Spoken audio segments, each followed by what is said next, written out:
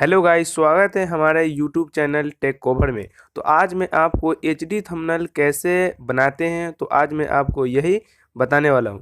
तो चलिए इस वीडियो पर बने रहिए अंत तक और देखिए कि प्रोफेशनल एचडी थंबनेल कैसे क्रिएट करते हैं। तो चलिए शुरू करते हैं।